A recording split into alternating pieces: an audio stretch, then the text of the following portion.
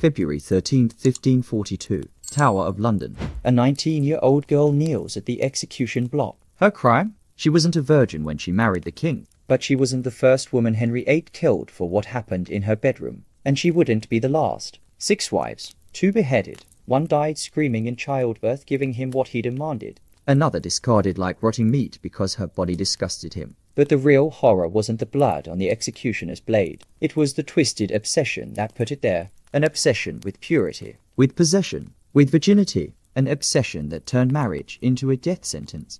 You're about to enter the darkest chapter of royal history, where God's appointed king became history's most dangerous husband. If you want the real history they don't teach in school, hit subscribe now. Because once you understand what really drove Henry VIII, you'll never see the Tudor dynasty the same way again. This isn't just a story about a king who wanted sons.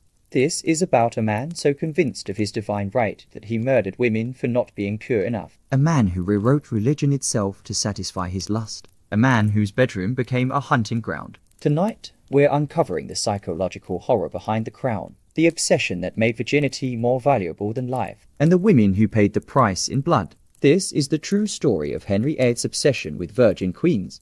Before Henry VIII became a killer, he was a spoiled child who never heard the word no, and that might have been the most dangerous thing that ever happened to England. April 2nd, 1502. Ludlow Castle. Prince Arthur, heir to the Tudor throne, collapses from what historians believe was the sweating sickness. He's 15 years old. 6 months later, he would have celebrated his 16th birthday. Instead, he died, and with his last breath, he changed the course of history. Because waiting in the royal nursery at Eltham Palace, surrounded by adoring women and silk cushions, was his 10-year-old brother. A boy who was never meant to be king. A boy who had been raised like a treasured pet, not a ruler. Henry Arthur had been prepared for kingship from the moment he could walk. At barely 5 years old, he was sent to Wales to preside over the Council of the Marches, learning statecraft, politics, diplomacy. He lived in a heavily male household, shaped by tutors and advisors who understood that one day the weight of a kingdom would rest on his narrow shoulders. But Henry lived in paradise. While his older brother was being moulded into a monarch, Henry was being spoiled past human endurance in his mother's household. Elizabeth of York adored her second son. She taught him to read and write herself, her fingers guiding his as he traced letters in his schoolroom copy of Cicero. He was surrounded not by stern advisors, but by doting ladies.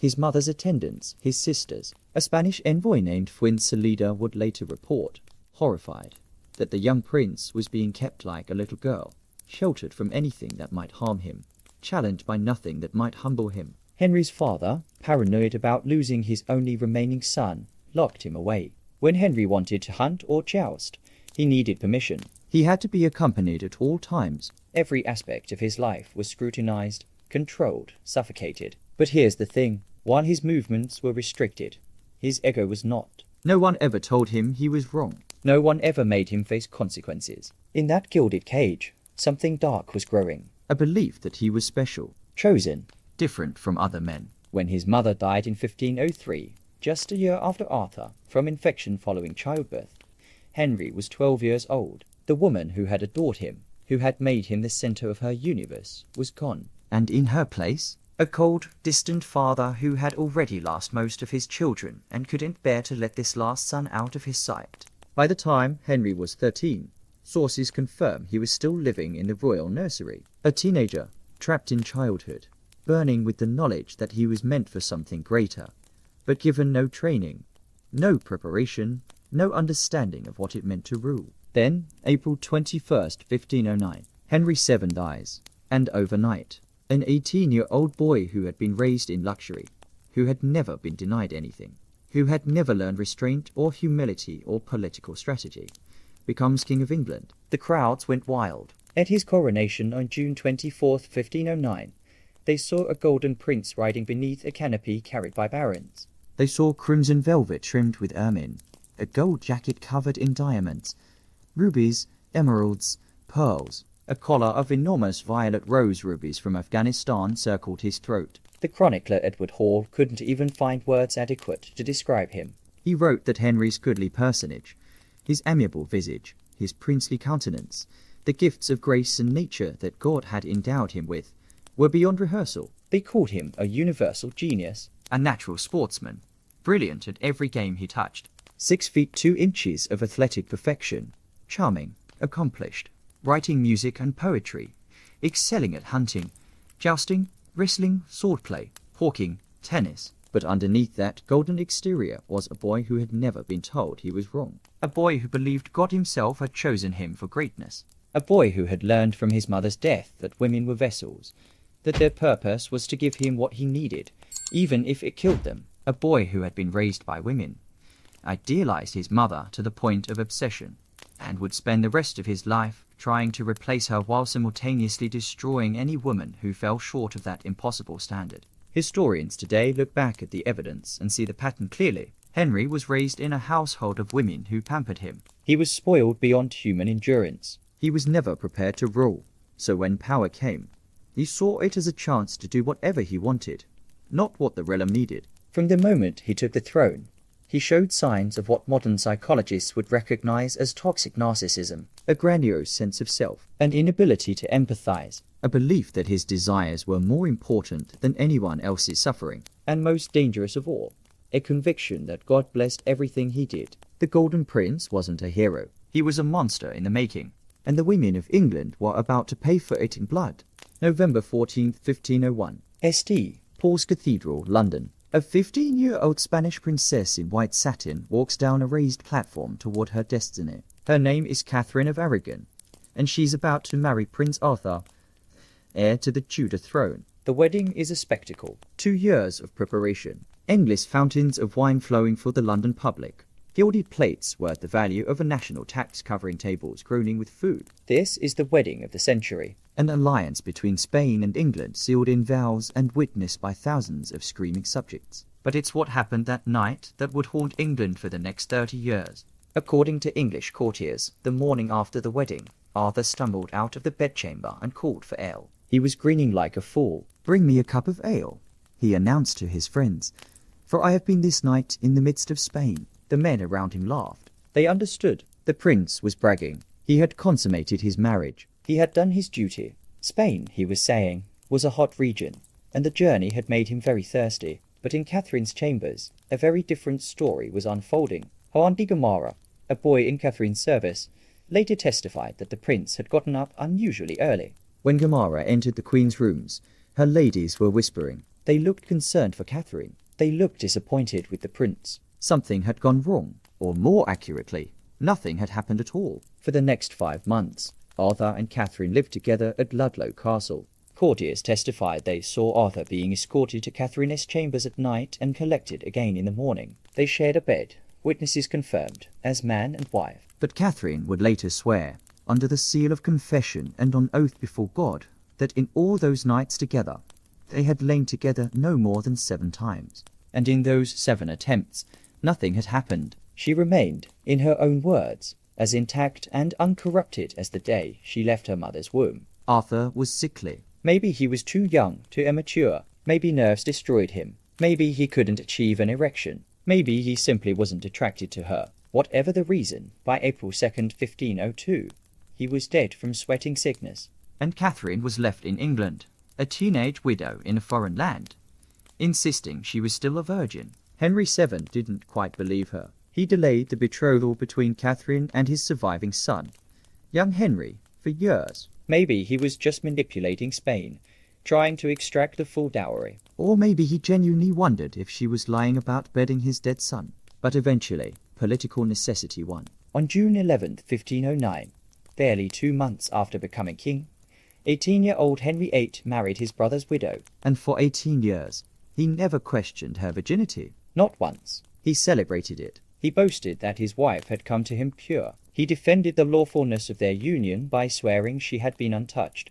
When the papal dispensation was granted allowing him to marry his brother's widow, it covered both scenarios, whether she was a virgin or not. So the question should have been settled. Dead, buried with Arthur in Worcester Cathedral. But nothing stays buried when a narcissus needs an escape. In 1527, Henry's eyes landed on Anne Boleyn, and suddenly, after 18 years of marriage, after 24 years of Catherine insisting she had been a virgin, Henry remembered Arthur's boast. That joke about Spain. that morning after bravado, and he weaponized it. He claimed his marriage to Catherine was invalid because she had been his brother's wife in the biblical sense. He told Rome his marriage was incestuous. He insisted God was punishing him for this sin by denying him sons. All those miscarriages, all those dead babies, were divine judgment, he said, for marrying a woman who had been defiled by his brother. Catherine was defiant. She went to her knees in front of the entire court and swore she had come to Henry as a maid, without touch of man.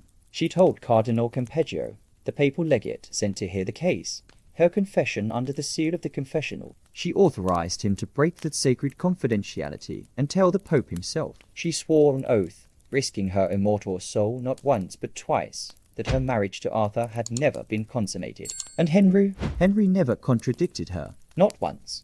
When the Pope invited him to take an oath swearing Catherine had not been a virgin when they married, Henry refused. He would not risk his immortal soul by lying under oath. His silence during the 7 years the great matter dragged on is perhaps the only proof we need. If Catherine had not been a virgin, Henry would have screamed it from the rooftops. He would have used that weapon immediately. But on this most important point, he remained silent. Because he knew. He knew she was telling the truth. He knew she had come to him untouched. And he also knew that the truth didn't matter anymore. What mattered was getting rid of her, so he could possess someone new. Someone younger. Someone whose virginity he could conquer himself. Someone who wasn't a reminder of his dead brother, his aging father, his failures. Catherine of Aragon died on January 7th, 1536, still insisting she was Henry's true wife, still swearing she had been a virgin when she married him. And Henry celebrated her death by dressing in yellow and dancing. The woman who had loved him, who had given him 18 years of loyalty, who had never lied about her virginity even when it cost her everything, was finally gone. And he was free to destroy the next one. There's a collection of letters sitting in the Vatican Library, 17 of them, written in Henry VIII's own hand, love letters to a woman who wasn't his wife. Letters where the King of England begs, where he pleads, where he grovels like a desperate teenager who ain't understand why the girl ain't love him back. These are Henry VIII's letters to Anne Boleyn, and they reveal something terrifying about the man. When he wanted something, when he was denied, he didn't just move on. He became obsessed. The pursuit began sometime around February or March of 1526. Henry noticed Anne Boleyn at court, probably during one of the elaborate pageants or dances where she served Queen Catherine. Anne had been recalled from France a few years earlier and had briefly been linked to courtier Henry Percy before Cardinal Wolsey destroyed the relationship. She was intelligent, witty, sophisticated. She had dark eyes and a sharp tongue, and Henry wanted her. But Anne had watched what happened to women who gave the king what he wanted. Her own sister, Mary Boleyn, had been Henry's mistress. For years, Mary had warmed the king's bed. She gave him everything he asked for. And what did it get her? Nothing. When Henry was done with her, she was married off to a minor courtier and discarded like used linen. Bessie Blount, another mistress, had given Henry an illegitimate son. She received a little money, a decent marriage, and then silence. The king moved on. The women were forgotten, replaced. Anne understood the game. If she became Henry's mistress, she would have a few years of attention, maybe some jewels, and then abandonment. Her virginity would be gone. Her marriage prospects ruined. No respectable nobleman would want a woman the king had already used. So when Henry began his pursuit, when he sent her letters and gifts, when he asked her to come to his bed, Anne did something no woman had dared to do before. She said no. She didn't just refuse once. She refused repeatedly. She left court and retreated to Achevere Castle, her family home in Kent. She ignored his letters. When he sent messengers, she stayed silent. In one letter, Henry sounds frantic, convinced he's offended her. He can't understand why she won't answer him. He misses her. He longs to see her. One letter reveals he'd been stricken with the dart of love for a whole year. Another describes his agony at her absence, saying that being apart from her grieves him sorely. He sent her gifts. A buck he killed with his own hand, jewels, romantic tokens. She remained distant, and the more she refused, the more obsessed he became, and wasn't playing hard to get in the manipulative sense. She genuinely wasn't interested in becoming another discarded mistress, but her refusal, combined with her intelligence and wit, drove Henry into a frenzy. He couldn't have her, and for a man who believed God had given him the right to take whatever he wanted, that was unbearable. By 1527, Henry had made a decision. If Anne wouldn't be his mistress, she would be his wife, and if that meant destroying his marriage to Catherine of Aragon, breaking with the Catholic Church, and tearing England apart, so be it. This is the power Anne's virginity held. It wasn't just about her body. It was about conquest, about being the first, about possessing something no other man had touched. Henry needed to believe that Anne was pure, that when he finally had her, she would belong only to him. No ghosts of other lovers, no comparisons, just his. For 6 years, Henry pursued an annulment from Rome. 6 years of legal battles, theological debates, political maneuvering. And through all of it, Anne held firm. She wouldn't sleep with him. Sources confirmed their relationship remained unconsummated throughout the entire pursuit. She wouldn't even agree to be his official mistress in the courtly sense. She kept herself just out of reach, letting him chase her, letting him tear his kingdom apart for the promise of her. It wasn't until late 1532, after Henry had broken from Rome, after he'd declared himself supreme head of the Church of England, after Archbishop Thomas Cranmer had been appointed and was ready to annul the marriage to Catherine, that Anne finally gave in. On November 14, 1532, Henry and Anne married in secret. On January 25, 1533, they married formally, and sometime between those dates, and finally let him into her bed. She was pregnant by the time of the formal wedding. The child she carried was Elizabeth, the future Virgin Queen. But here's where the darkness really sets in. Henry had broken with Rome. He'd created a new church. He'd destroyed Cardinal Wolsey, executed Thomas More, and torn England's religious identity apart. All for Anne, all to possess her, all to conquer the one woman who had dared to say no to him. And when he finally had her, when she was no longer forbidden fruit, when her virginity was his and she was just another wife in his bed, the obsession began to curdle into resentment. Within 3 years, Henry would convince himself that Anne had bewitched him, that she'd used sorcery and charms to seduce him into marriage, that he'd been tricked, that she wasn't worthy of everything he'd sacrificed. By March 1536, he was courting Jane Seymour, and by May, Anne Boleyn was dead, beheaded on false charges of adultery, incest, and treason. The woman who had held out for marriage, who had refused to become just another mistress, who had used her virginity as the ultimate bargaining chip, was destroyed the moment Henry's conquest was complete. Her refusal had made her irresistible. Her surrender made her disposable. And Henry, the man who had moved heaven and earth to possess her, danced at her execution. If you look at Henry VIII's relationships with women, a pattern emerges so consistent it's almost mechanical. Passionate pursuit, intense obsession, possession, then sudden, brutal discard. And every single time, he convinced himself that God was on his side, that his desires were divinely ordained, that any woman who failed to meet his expectations had somehow deceived him, betrayed him, sinned against him. This wasn't love, this was conquest, and virginity was the ultimate prize. Let's be clear about something. Henry genuinely believed he was chosen by God. He'd been raised in a world where the concept of divine right was absolute. Kings weren't just political leaders. They were God's representatives on earth. Their authority came directly from heaven. Their will was sacred. To resist a king was to resist God himself. And Henry took this further than most monarchs ever dared. When he declared himself supreme head of the Church of England, he wasn't just making a political move. He was claiming that his desires, his choices, his appetites were blessed by divine authority. This belief poisoned everything. Because if Henry wanted a woman, that desire must be righteous. If he needed to discard a wife, the decision must be God's will. If he ordered an execution, that judgment must be divinely sanctioned. He never questioned himself. He never considered that maybe, just maybe, his obsessions were the product of an ego so massive it had consumed his capacity for empathy. The cycle was always the same. First came the hunt. Henry loved the chase. Whether it was deer in the forest or women at court, the pursuit itself thrilled him. And Boleyn wasn't the first woman to refuse him, but she was the first to hold out long enough to make him believe she was worth destroying a kingdom for. That refusal, that withholding of her virginity, transformed her from a potential mistress into an obsession. She became the one thing he couldn't have. And for a man who believed God had given him the right to take anything he wanted, that was intolerable. Then came possession. This was the moment Henry lived for. The wedding night, the conquest, the breaking of the seal that proved no other man had been there first.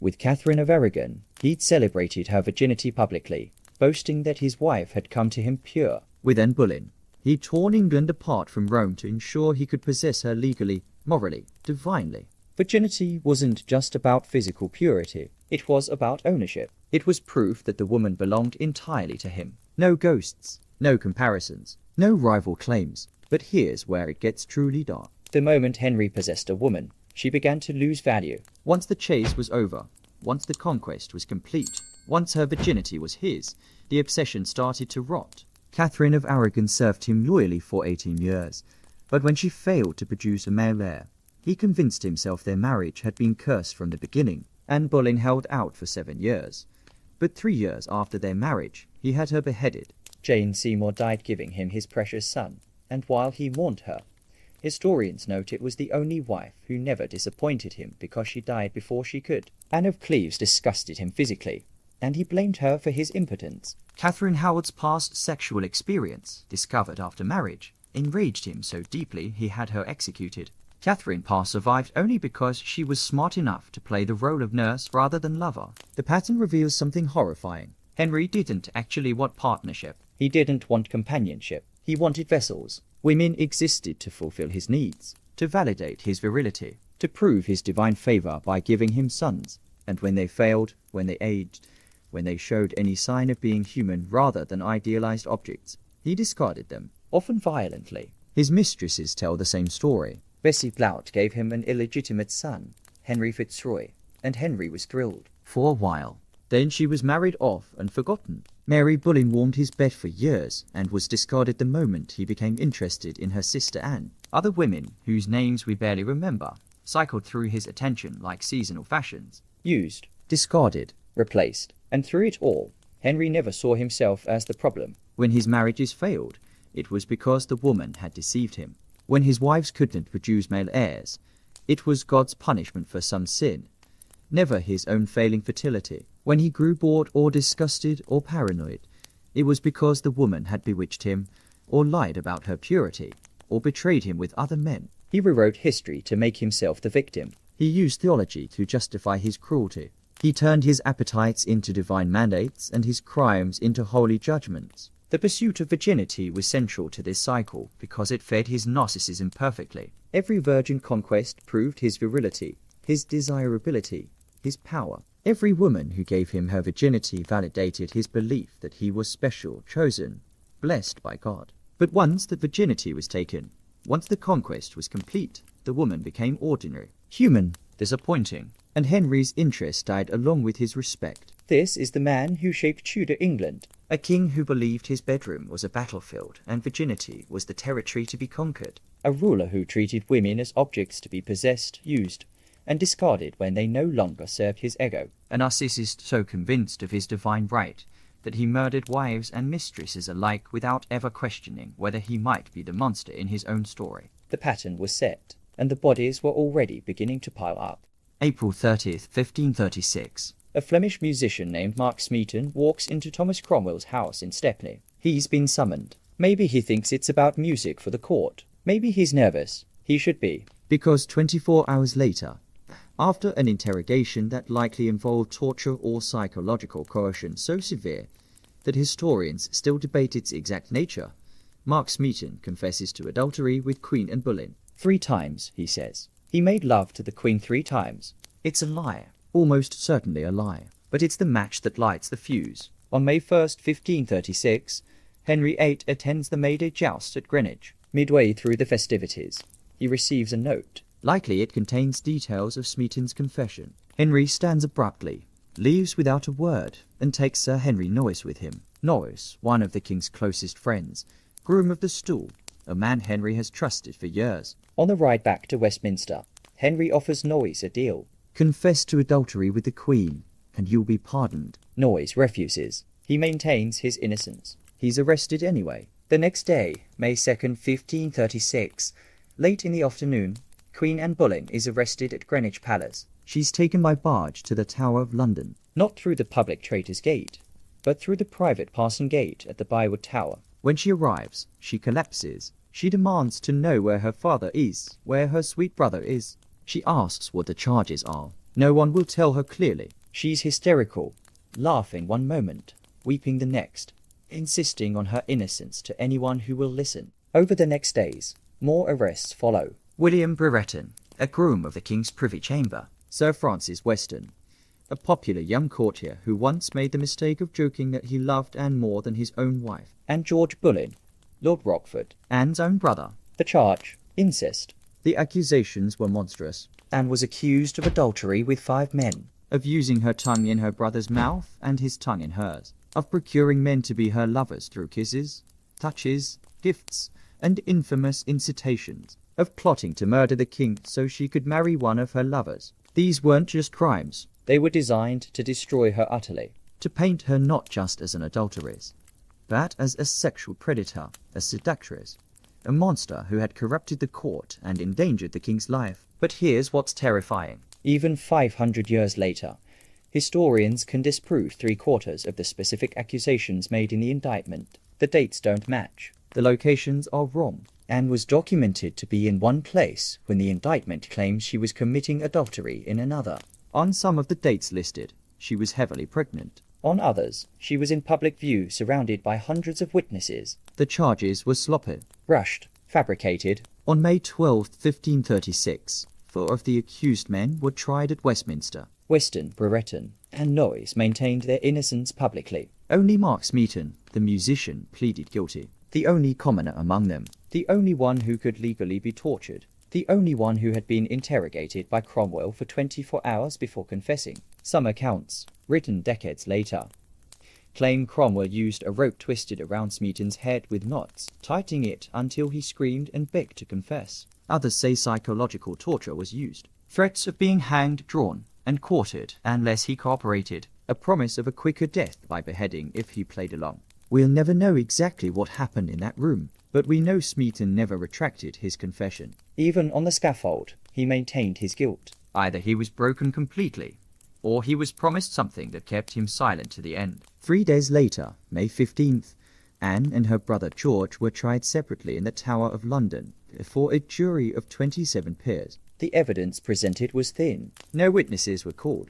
Ambassador Eustace Chapes, the Spanish ambassador and no friend to Anne, wrote in his dispatches that everyone except Smeaton was condemned upon presumption and certain indications, without valid proof or confession. Condemned upon presumption. Think about that. A Queen of England and 5 men were sentenced to death based on assumptions and suspicions, not evidence. George Bullen's trial was particularly cruel. During his hearing, he was handed a piece of paper with a charge written on it. He was instructed to answer yes or no without reading it aloud. The charge was that Anne had told his wife, Jane Rochford, that the king was not skillful in copulating with a woman and had neither virtue nor potency. In other words, Henry was impotent. George, in an act of either defiance or desperation, read the charge aloud to the court. He refused to answer with a simple yes or no, because he didn't want to create suspicion about any future children Henry might have with another wife. But the damage was done. He'd publicly broadcast the king's sexual inadequacy.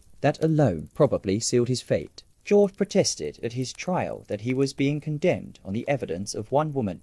Historians believe this was likely his wife, Jane, who had been interrogated by Cromwell and whose statements were used against her husband. But even if Jane provided testimony, there's no evidence she accused them of incest. More likely, Cromwell took her innocent statements about how close Anne and George were as siblings and twisted them into something sinister. Both Anne and George were found guilty. All 5 men were found guilty. The verdict was predetermined. This wasn't justice. It was theatre. On May 17, 1536, the 5 men were beheaded on Tower Hill. Mark Smeaton, William Brereton, Sir Henry Noyes, Sir Francis Weston, and George Bullen. 5 men who almost certainly died for crimes they didn't commit. 2 days later, May 19, 1536, early in the morning, Anne Bullen walked to a scaffold erected on Tower Green. She wore a red petticoat under a loose dark grey gown of damask trimmed in fur, with a mantle of ermine.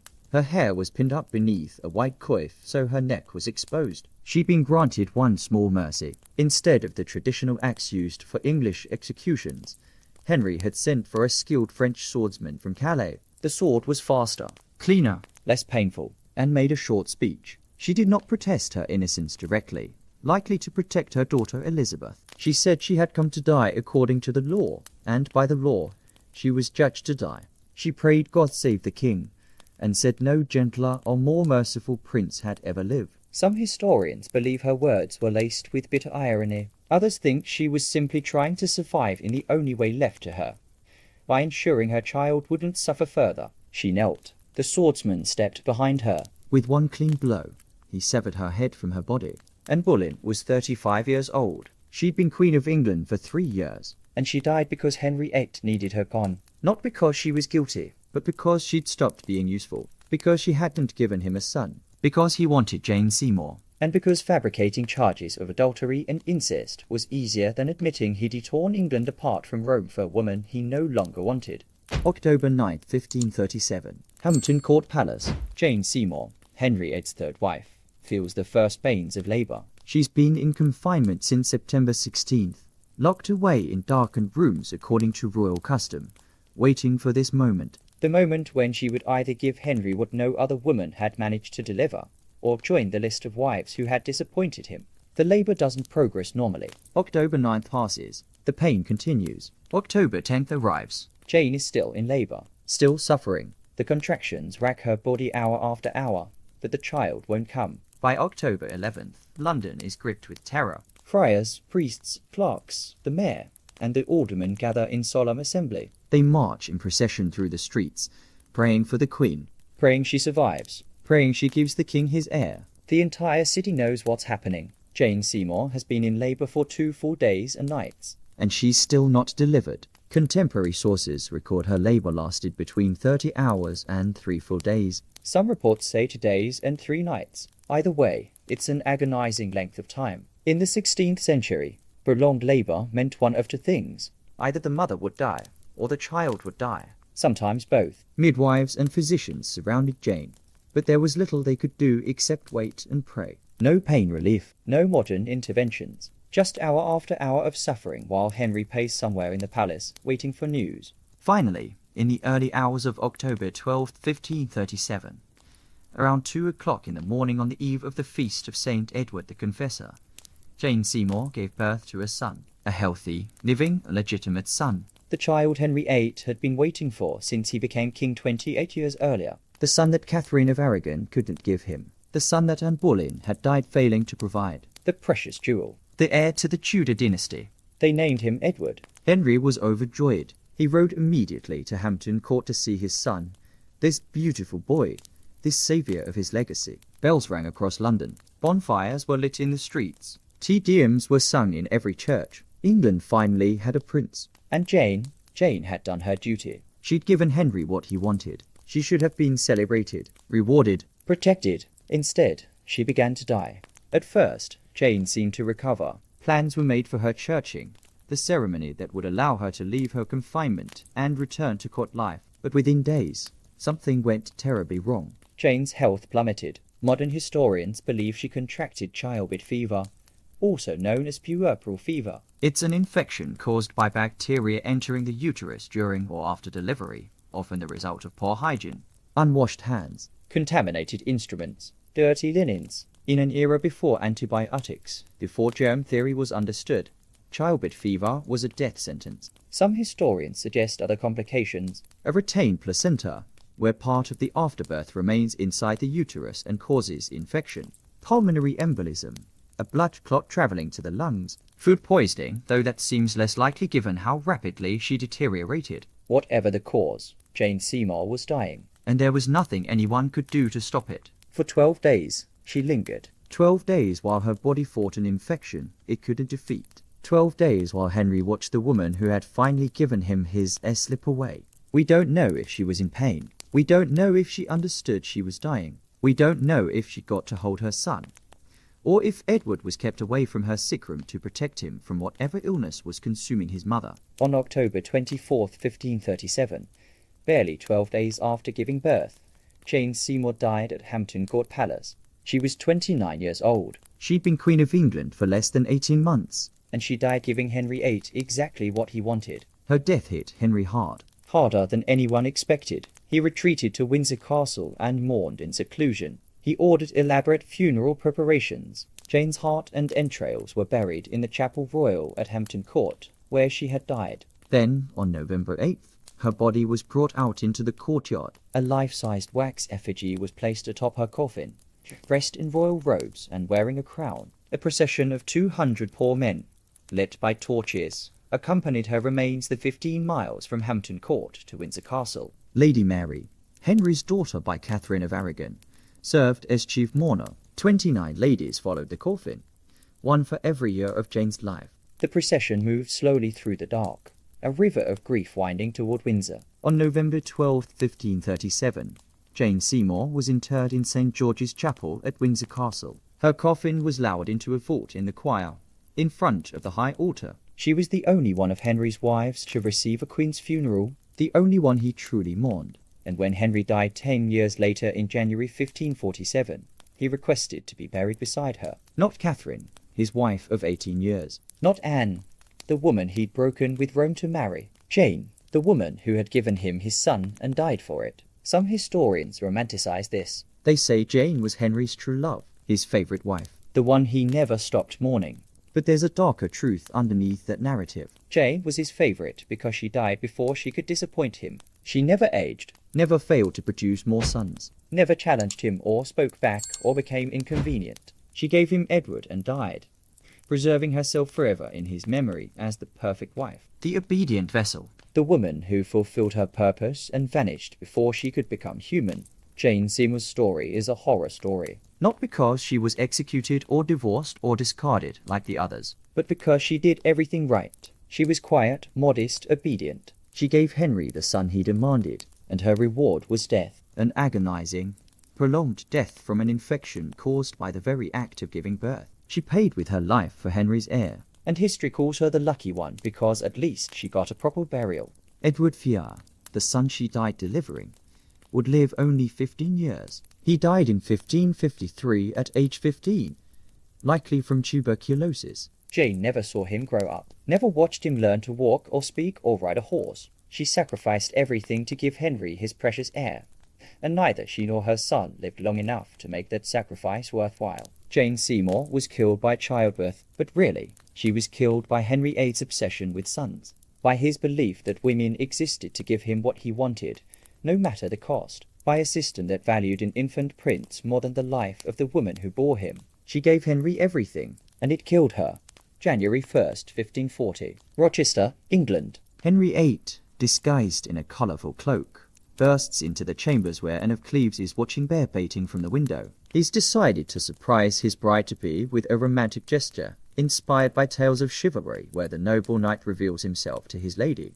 He expects her to recognize him immediately, to swoon, to play along with the romantic game. Instead, Anne stares at this strange, corpulent man who has invaded her rooms unannounced. She's confused, alarmed. She doesn't know who he is. She turns back to the window, dismissing him politely. Henry is humiliated. Enraged, he storms out of the room, changes into royal purple velvet, and returns with full ceremony. Now Anne understands. Now she bows and greets him with proper reverence. But the damage is done. In Henry's mind, she has failed the test. She didn't see through his disguise. She didn't recognize her true love. She wasn't swept away by his charm and presence. And worse, when he looked at her up close, he realized the portrait Hans Holbein had painted had been far too flattering. The truth is, both of them were disappointed. The marriage had been arranged for political reasons, to create an alliance with the Protestant princes of Germany. Neither Henry nor Anne had chosen each other, but while Anne accepted her duty with grace, Henry could not accept that reality wasn't matching his fantasy. Within hours of that disastrous first meeting, Henry was complaining to Thomas Cromwell. He called her ugly, said she had unsavory qualities, complained about loose skin hanging from her belly, claimed he smelled evil smells about her that made him suspicious she wasn't a virgin. These were the words of a king describing his future wife, not a woman, an object he was being forced to accept, an object that didn't meet his standards. But here's what Henry conveniently ignored. He wasn't exactly a prize himself anymore. At 48 years old, he was grossly obese.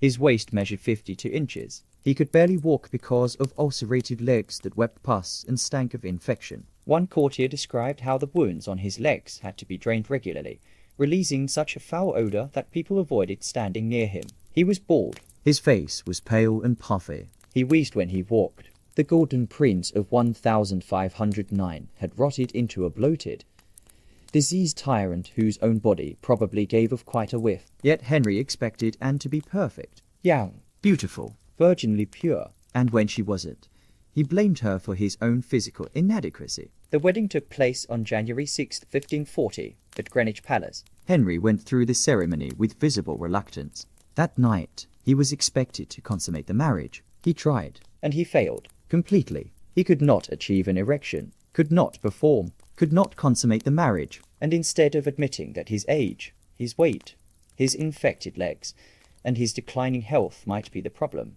he blamed Anne. He told his physicians that her body repulsed him, that her breasts were so slack and loose they disgusted him, that the hanging flesh of her belly made him incapable of arousal. He claimed she couldn't possibly be a virgin because of the looseness of her body. He convinced himself that if only she were more attractive, more desirable, more like the fantasy he'd built in his mind, he would have been able to perform. For 6 months, Henry and Anne shared a bed, or rather, they lay in the same bed while Henry made excuses. Anne later testified that Henry would kiss her good night, kiss her good morning, and that was all. No consummation, no attempts beyond the wedding night, just awkward proximity while Henry's frustration and resentment grew. Anne, who had been raised in a sheltered German court and knew little about sex, apparently thought this was normal. When questioned later, she said she believed herself married and possibly even pregnant because the king came to her bed and kissed her. Her ladies had to explain to her that kissing wasn't enough to make a baby. The revelation was both humiliating and liberating. If the marriage hadn't been consummated, it could be annulled. By July 1540, Henry was already courting Catherine Howard, a 19-year-old girl who made him feel young again. He needed to be free of Anne. Thomas Cromwell, who had arranged the German marriage, was arrested and executed on July 28. That same day, Henry married Catherine Howard, and Anne was offered an annulment. She could have refused, could have insisted the marriage was valid, could have fought for her position as queen. Instead, Anne agreed immediately. She called Henry her dear brother, accepted generous estates, properties, and an income that made her one of the richest women in England. She outlived Henry and all his other wives except Catherine Parr. She survived because she understood something the others didn't. Henry's ego was more dangerous than poverty or exile. Better to be his beloved sister than his disappointing wife. Anne of Cleves' story reveals Henry's deepest insecurity, his masculinity, his virility, his physical desirability. He couldn't admit that he was old, sick, and impotent, so he blamed the woman. He turned his sexual failure into her physical inadequacy. He made his impotence her fault, and when she was smart enough to agree with him, to accept the annulment and disappear gracefully, he rewarded her with wealth and survival. Anne of Cleves wasn't executed. She wasn't even truly discarded. But she was publicly humiliated. Her body was criticized by a king who could barely walk. Her virginity was questioned by a man who couldn't perform. Her appearance was mocked by a diseased tyrant whose own flesh was rotting. And she saved her own life by agreeing with every insult, accepting every lie, and pretending that yes, of course, it was all her fault. Sometimes survival requires swallowing your pride. Anne of Cleves swallowed hers and lived. In Tudor England, virginity wasn't just about sex. It was about power, property, possession, proof, and for Henry VIII, it became an obsession that revealed the deepest fractures in his psyche. Because virginity, more than beauty or wit or even fertility, was the one thing that could prove no other man had been there first. It was the erasure of all rivals, the ultimate conquest. And for a king who believed God spoke through his desires, taking a woman's virginity was almost a sacrament. Let's understand the theological framework Henry operated within. He genuinely believed he was appointed by God to rule England, not just politically, but spiritually. When he declared himself supreme head of the Church of England, he wasn't making a power grab.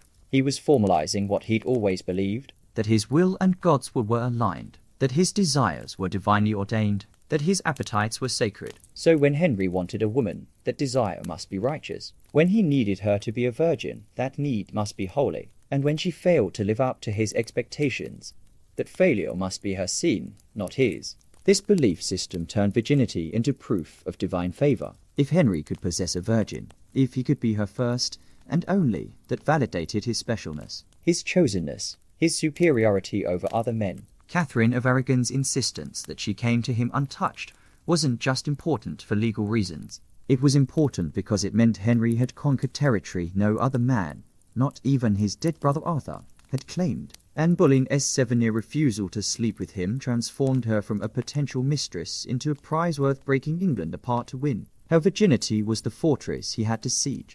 And when he finally breached those walls, when he finally possessed her, the victory should have been glorious. But here's the paradox. The moment Henry conquered a virgin, she stopped being valuable, because virginity, by definition, can only be taken once. After that, the woman becomes ordinary, used, no longer proof of anything except that she's already been possessed. The chase ends, the mystery dies, and Henry's interest dies with it. This is why Jane Seymour remained his favourite. She died before the conquest became routine, before her body became familiar, before she could disappoint him or age or reveal herself to be human rather than the idealized vessel he needed her to be.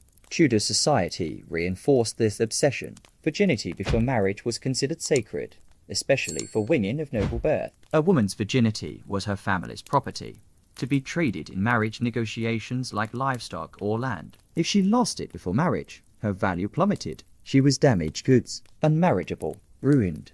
So when Henry questioned Catherine's virginity 20 years into their marriage, he wasn't just attacking her honour. He was trying to retroactively erase her value, trying to argue that he'd been sold defective merchandise, that the contract was void because she'd lied about her condition.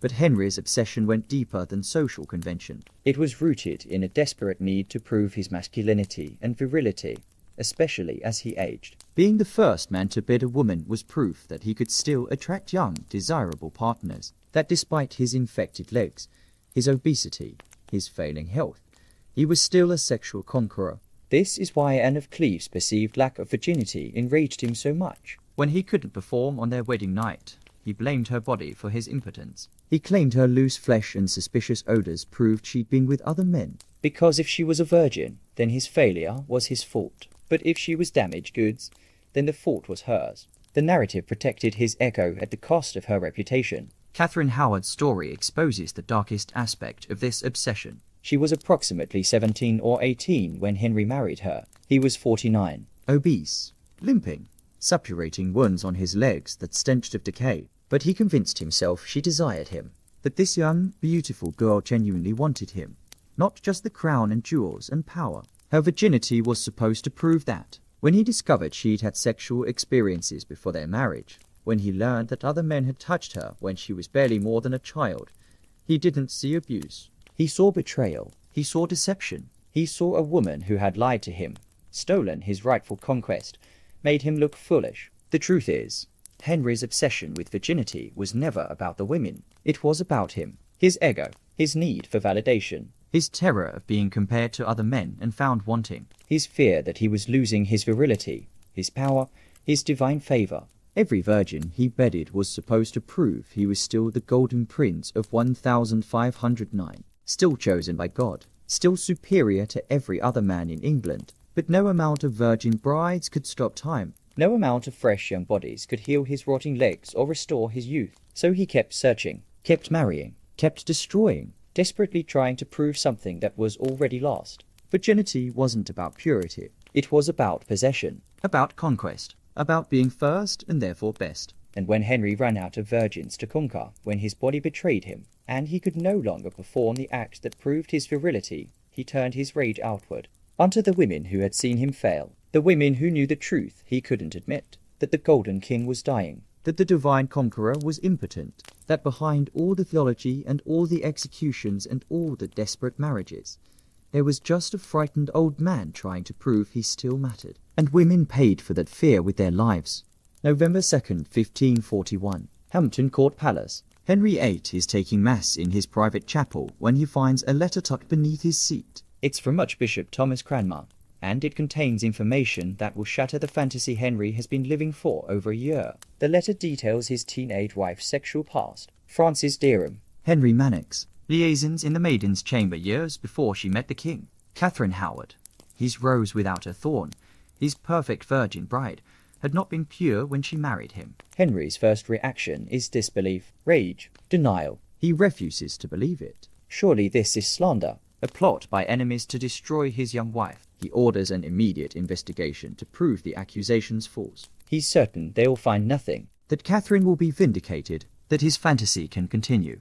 He's wrong. The information had come from John Lascelles, a religious reformer who'd heard the story from his sister Mary Hall. Mary had served in the Dowager Duchess of Norfolk's household during Catherine's teenage years. She'd slept in the maiden's chamber. She'd seen Derham sneaking into Catherine's bed late at night. She'd heard the whispers, the giggles, the sounds, and when her brother asked if there was anything improper about the new queen's past, Mary told him everything. Lascelles, sensing an opportunity to bring down the powerful Catholic Howard family, went straight to Cranmer with the information. The investigation moved quickly. Henry Mannix was arrested and interrogated. He confessed immediately. Yes, he'd touched Catherine. Yes, there had been intimacy, though he claimed no actual intercourse. He described where he'd touched her, how she'd responded, the gifts he'd given her, the secret meetings, everything. He probably hoped his cooperation would save him. It didn't matter. The damage was done. Francis Derham was next. He was arrested on November 11th. Under interrogation,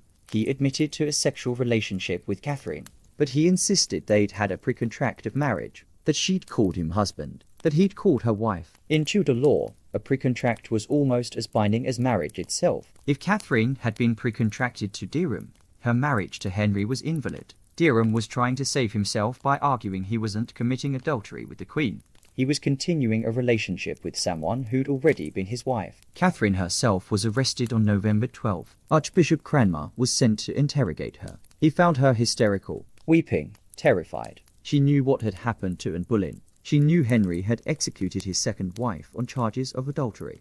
And now her own past, the abuse she'd endured as a child, the relationships she'd had no power to refuse, were being twisted into evidence of her wickedness. On November 8th, she confessed. She admitted that Derham had used her in such sort as a man doth use his wife many and sundry times. She admitted to encounters with Mannix. She told Cranmer everything, probably hoping honesty would save her. But every word she spoke dug her grave deeper, because what mattered to Henry wasn't whether she'd been coerced or abused. What mattered was that she hadn't been a virgin, that other men had touched her first, that when he'd bedded her on their wedding night, believing himself to be her first, he'd been deceived. Henry's reaction was volcanic. On November 24th, 1541, the council formally stripped Catherine of her title as Queen. She was indicted for having led an abominable, base, carnal, voluptuous and vicious life before marriage while maintaining the outward appearance of chastity and honesty. The language is telling. She was accused not of adultery,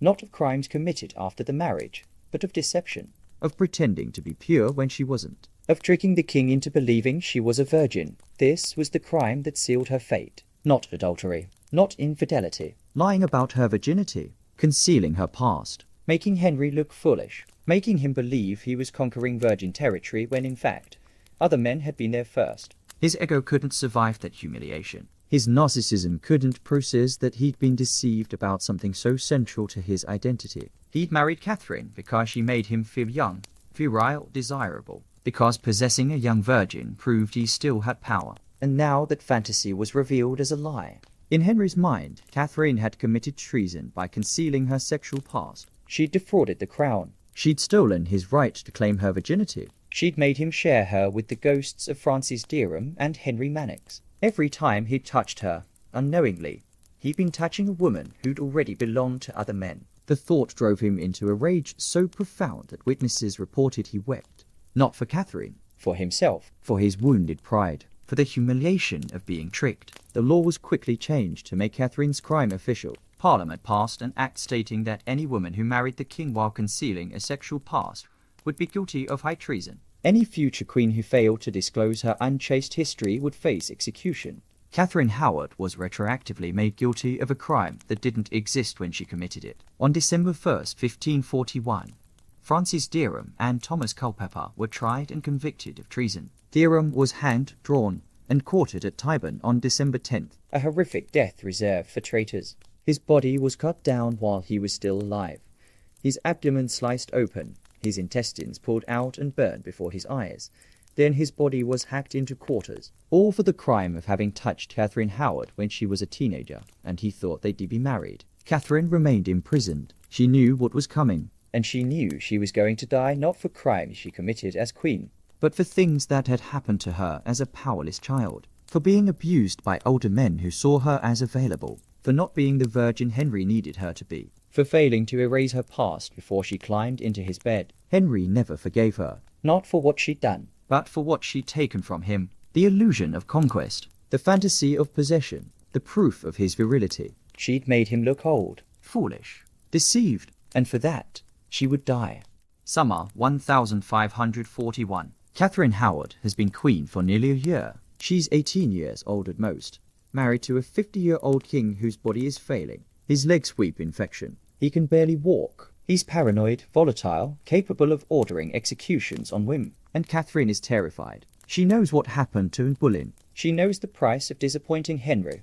So when a young courtier named Thomas Culpeper begins paying her attention, she's trapped between danger and desire, fear and foolishness. Thomas Culpeper was everything Henry used to be. Young, handsome, athletic, a gentleman of the king's privy chamber and one of Henry's favourites. He had access to the king at all hours and helped him dress, attended his most private moments. He was exactly the kind of man Catherine should have stayed away from, and according to the evidence that would later seal her fate, she didn't. The affair, if that's what it was, began around June 1541. Secret meetings were arranged in back stairways and private chambers while the court travelled on summer progress. Lady Jane Rochford, widow of Anne Boleyn's executed brother George, acted as lookout and go-between. Catherine would slip away from the king's chambers late at night. Culpeper would be waiting. They would talk, maybe more. The meetings happened at Lincoln, at Pontefract, at York. Multiple witnesses later testify to seeing them together, seeing Catherine sneaking through corridors, seeing Culpeper lingering where he shouldn't be. A letter was found, written in Catherine's own hand, addressed to Culpeper. It's one of the most damning pieces of evidence in Tudor history. She wrote, "It makes my heart die to think I cannot always be in your company." She called him her little sweet fool. She signed it, "Yours as long as life endures." The language is intimate, romantic, possessive. It sounds like love, or desperation, or both. But here's where the story gets complicated. Modern historians increasingly question whether Catherine was truly an adulteress or a victim of coercion and blackmail, because there's evidence that Thomas Culpeper may have known about Catherine's past with Francis Derham, that he learned about her sexual history before marriage, and that he used that knowledge to pressure her into granting him favours and attention.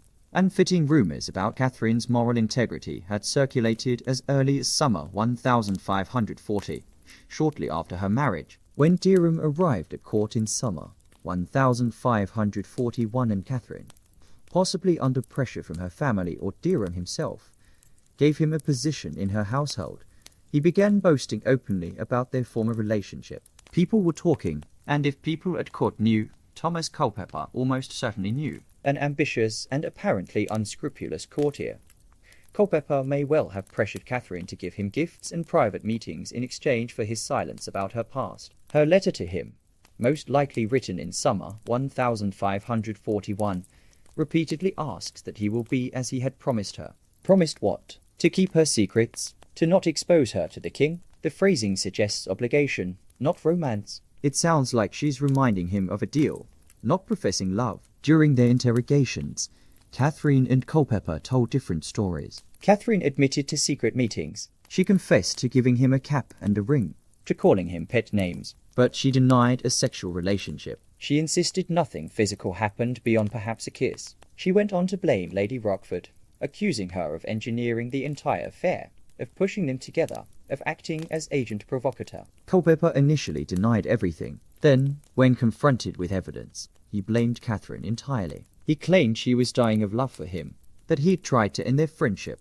but she wouldn't let him, that she pursued him, not the other way around. Eventually, he admitted that he intended to sleep with the Queen, though he never confessed to actually doing so. Lady Rochford, when interrogated, gave the most damning testimony. She admitted to facilitating meetings between Catherine and Culpeper. She described arranging times and places, standing guard while they met. But interestingly, what Rochford admitted to was more than what Catherine and Culpeper themselves confessed. Her story didn't quite line up with theirs, which raises questions. Was she telling the truth, or was she exaggerating her role?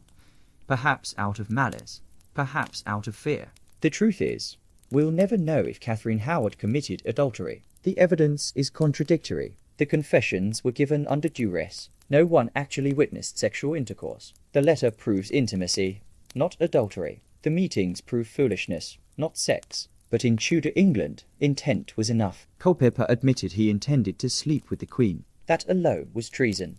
And Catherine's secret meetings, her letter, her gifts, were enough to condemn her regardless of what actually happened in those dark stairways. What historians do know is this. Catherine was barely 18. She'd been abused as a child by older men. She'd been married to a dying tyrant 30 years her senior. She lived in constant fear of displeasing him. And when a young, handsome courtier showed her attention, whether she welcomed it or was coerced into accepting it, she made a choice that would kill her. On December 1st, 1541, Thomas Culpeper and Francis Derham were tried together and found guilty of treason. On December 10th, they were executed at Tyburn. Culpeper, because of his former closeness to the king, was granted the mercy of simple beheading.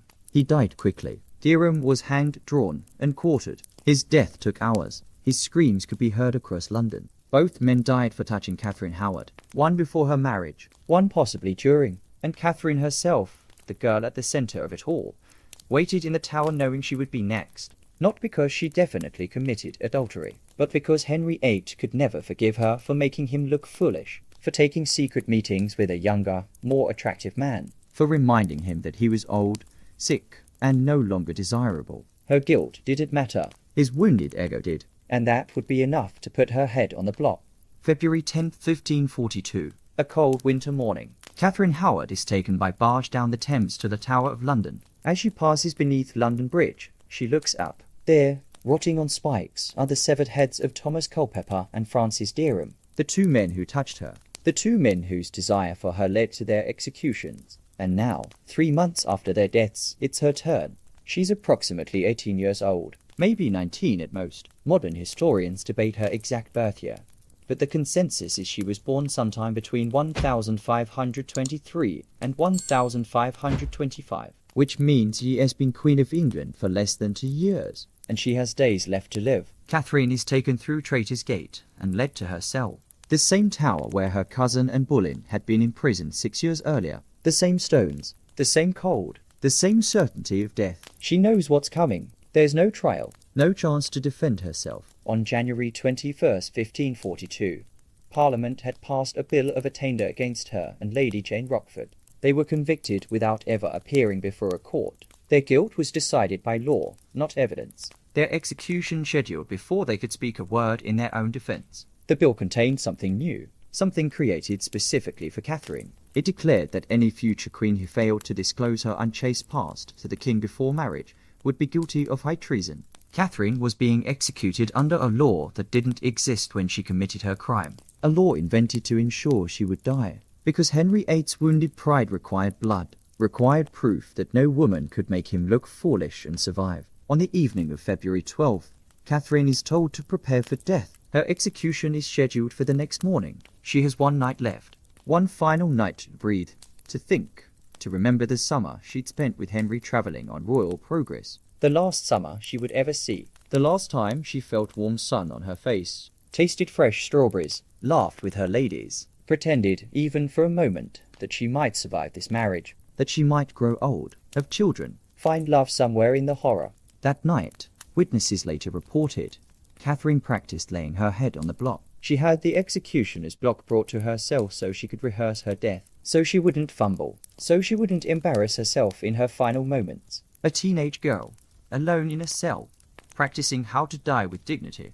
The image is almost unbearable, but Catherine knew that her last moments would be public, witnessed, judged. She couldn't control her fate, but she could control how she faced it. February 13th, 1542, 7 o'clock in the morning. Catherine Howard is led from her cell to Tower Green, the same spot where Boleyn had been executed, the same scaffold, the same crowd of witnesses. She's dressed in a black velvet gown. Her hair is pinned up, exposing her neck. Eyewitness Otwell Johnson later described her bravery, her steadfast countenance, her constancy. But the French ambassador Merillic reported she was so weak she could hardly speak, that she had to be supported onto the scaffold. Both accounts are probably true. Catherine was terrified, weakened by months of imprisonment and the certainty of death. But she gathered what strength remained and addressed the crowd. She confessed that her sentence was justified, not because she believed it, but because that's what condemned prisoners said. Protesting innocence at the block achieved nothing except making your family suffer more.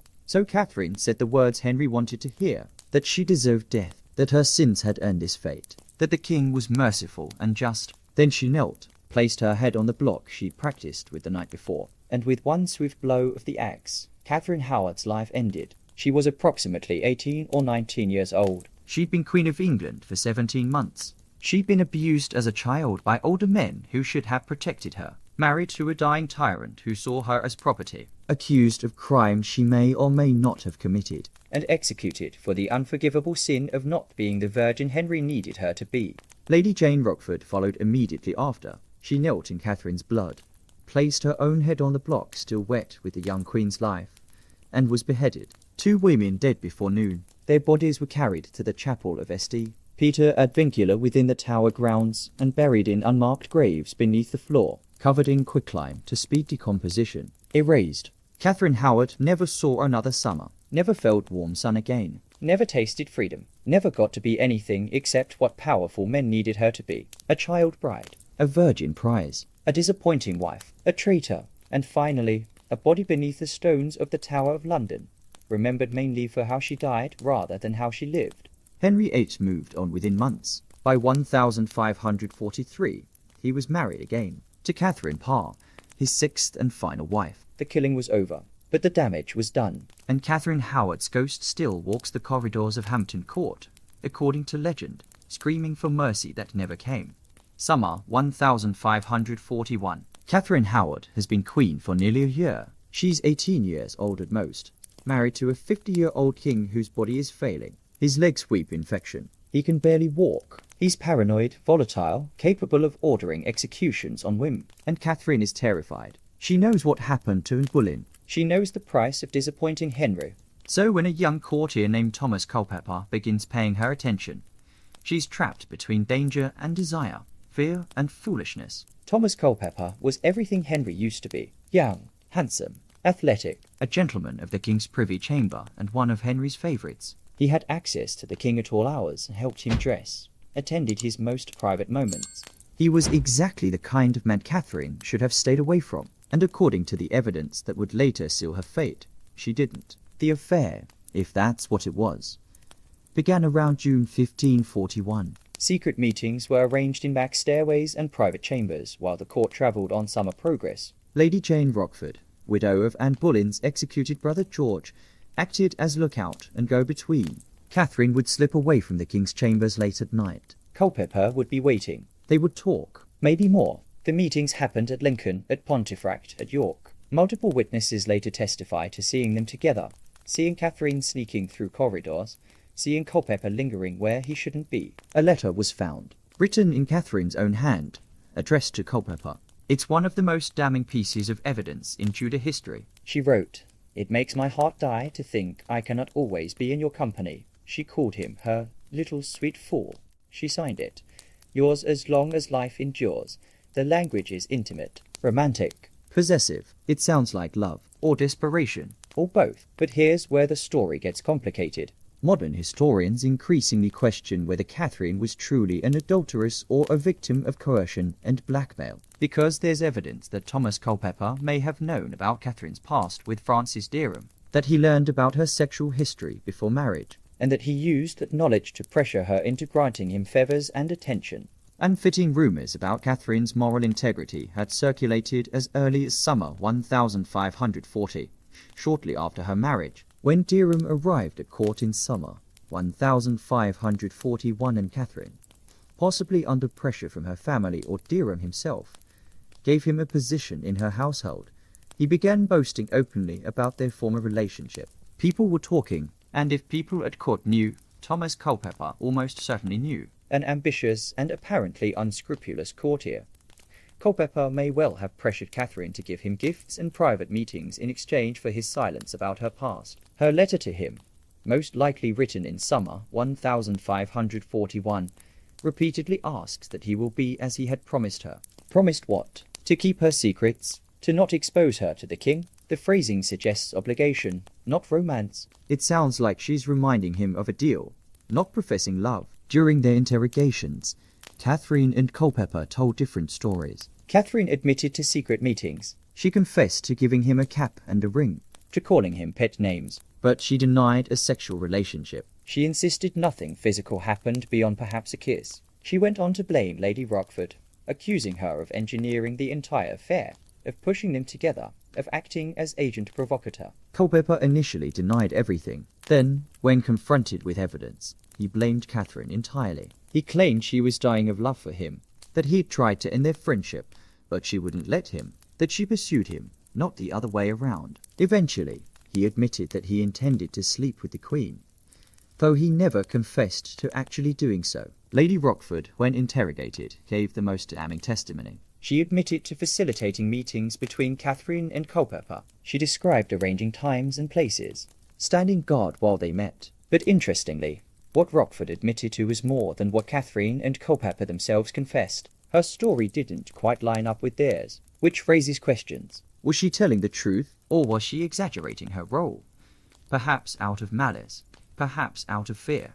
The truth is, we'll never know if Catherine Howard committed adultery. The evidence is contradictory. The confessions were given under duress. No one actually witnessed sexual intercourse. The letter proves intimacy, not adultery. The meetings prove foolishness, not sex. But in Tudor England, intent was enough. Culpeper admitted he intended to sleep with the Queen. That alone was treason. And Catherine's secret meetings, her letter, her gifts, were enough to condemn her regardless of what actually happened in those dark stairways. What historians do know is this. Catherine was barely 18. She'd been abused as a child by older men. She'd been married to a dying tyrant 30 years her senior. She lived in constant fear of displeasing him. And when a young, handsome courtier showed her attention, whether she welcomed it or was coerced into accepting it, she made a choice that would kill her. On December 1st, 1541, Thomas Culpeper and Francis Derham were tried together and found guilty of treason. On December 10th, they were executed at Tyburn. Culpeper, because of his former closeness to the king, was granted the mercy of simple beheading. He died quickly. Derham was hanged, drawn, and quartered. His death took hours. His screams could be heard across London. Both men died for touching Catherine Howard, one before her marriage, one possibly during. And Catherine herself, the girl at the centre of it all, waited in the tower knowing she would be next. Not because she definitely committed adultery, but because Henry VIII could never forgive her for making him look foolish, for taking secret meetings with a younger, more attractive man, for reminding him that he was old, sick, and no longer desirable. Her guilt didn't matter. His wounded ego did. And that would be enough to put her head on the block. 2 of Henry VIII's wives survived him, Anne of Cleves and Catherine Parr. They outlived the monster, watched him die, and then lived free. But their survival wasn't luck. It was strategy. Because in Henry's court, staying alive required understanding the game and playing it perfectly. One wrong move, one moment of pride or defiance, and you ended up like Anne Boleyn, or Catherine Howard, headless, forgotten, buried in unmarked graves. Anne of Cleves understood something the other wives didn't. Henry's ego was more dangerous than poverty. When Henry wanted to annul their marriage in July 1540, Anne could have refused. She could have insisted the marriage was valid, could have fought for her position as queen. Other women might have seen it as a battle worth fighting. Anne saw it as a battle she couldn't win. So she surrendered immediately, gracefully, enthusiastically. She agreed to everything Henry proposed. Yes, the marriage had never been consummated. Yes, she considered him more of a brother than a husband. Yes, she would happily accept an annulment. She signed every document, agreed to every term, and in return, Henry gave her estates, castles, and an annual income that made her one of the richest women in England. More money than most queens ever saw, more freedom than any of Henry's other wives experienced, and called Henry her dear brother, attended court functions, remained on friendly terms with him for the rest of his life. She even had good relationships with his children. When Mary became queen in 1553, Anne attended her coronation. She lived comfortably, independently, without a husband to control her or a king to fear. She died in 1557, 10 years after Henry, having outlived all his other wives except Catherine Parr.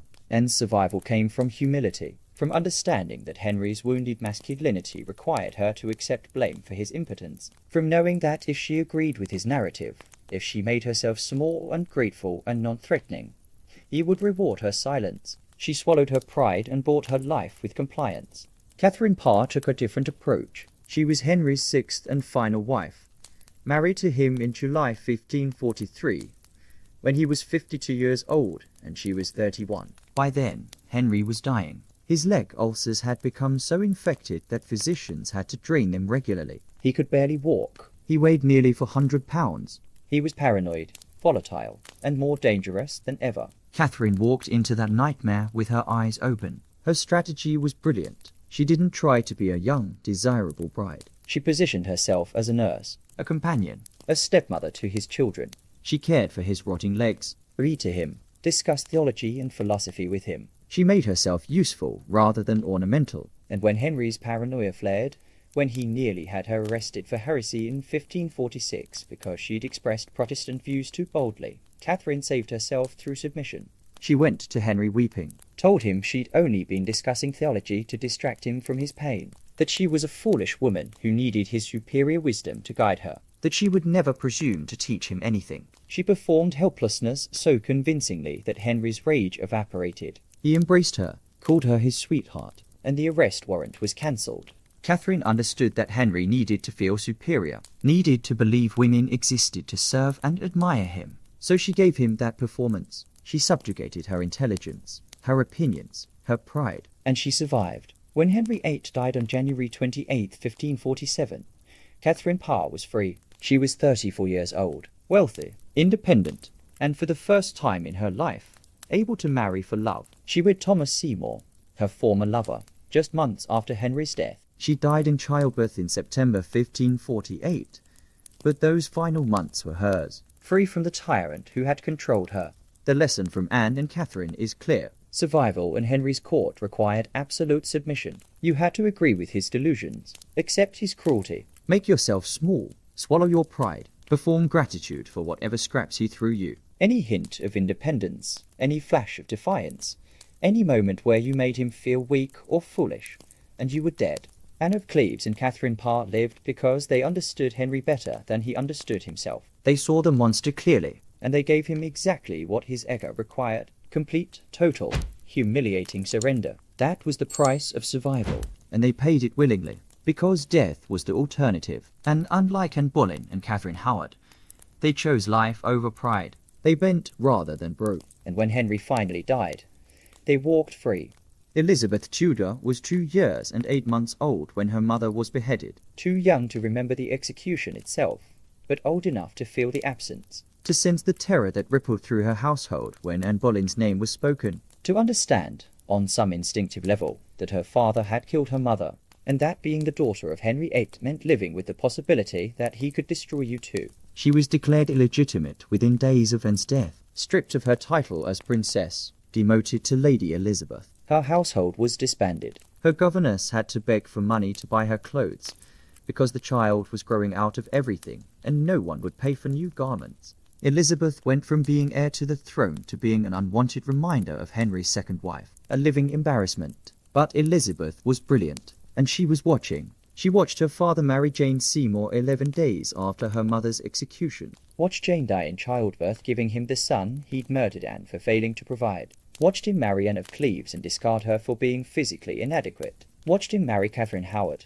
a girl barely older than Elizabeth herself, and then execute her for crimes that may or may not have happened. Watched him marry Catherine Parr, who survived only by making herself into a nurse rather than a wife. Elizabeth learned the lessons Henry's wives paid for with their lives. Marriage was dangerous. Men, even kings, especially kings, were dangerous. Virginity wasn't something to give away. It was power. It was protection. It was the one thing men wanted desperately enough to destroy kingdoms for. And Elizabeth decided, somewhere in those traumatic years watching her father's reign of terror, that no man would ever have that power over her. When Elizabeth became queen in 1558 at age 25, the pressure to marry was immediate and relentless. Parliament begged her. Advisers insisted. Foreign princes courted her. The entire political establishment understood that a queen needed a king, that a woman couldn't rule alone, that her purpose was to produce heirs. Elizabeth heard the same arguments her father had used to justify destroying his wives. You exist to give us sons. Your body is not your own. Your value is in your fertility. She refused, again and again and again. For 45 years, she entertained marriage proposals as political tools, flirted with suitors to maintain diplomatic alliances, let men hope she might eventually say yes. But she never married. Never let any man possess her the way Henry had possessed her mother, Catherine Howard, Jane Seymour. Never gave anyone the power to control her body, her throne, or her fate. She called herself the Virgin Queen, married to England, wedded to her people. It was brilliant political theatre, but it was also deeply personal. Elizabeth's famous virginity wasn't about purity or religious devotion. It was revenge. It was a direct repudiation of everything her father represented. Henry had treated women's bodies as territories to conquer. Elizabeth made her body unconquerable. Henry had measured women's worth by their ability to produce sons. Elizabeth proved a woman could rule without a husband, without sons, without submitting to any man's authority. Her virginity became her brand, Gloriana, the Virgin Queen, good Queen Bess. She transformed the thing her father had weaponized, the thing that got Anne Boleyn and Catherine Howard killed, into a source of mystique and power.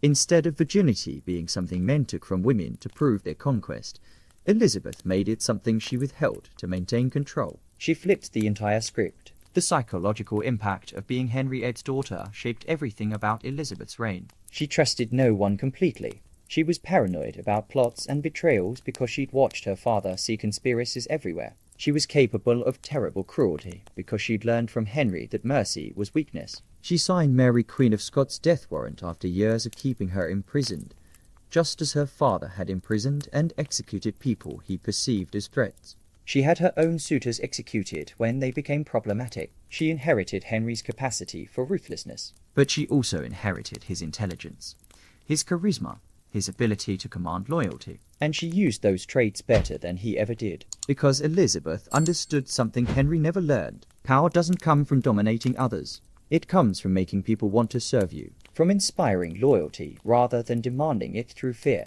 from being the monarch your people need rather than the tyrant your ego requires. Elizabeth I ruled for 45 years. She defeated the Spanish Armada. She presided over a golden age of English culture, theatre, and exploration. She died in 1603 at age 69, having outlived every man who told her she needed a husband, and she died a virgin on her own terms, having spent her entire reign proving that a woman didn't need to be conquered, possessed, or married to be one of the greatest monarchs England ever produced. Her father had used women's bodies as battlegrounds. Elizabeth turned her body into a fortress. And that, more than anything, was the daughter's revenge.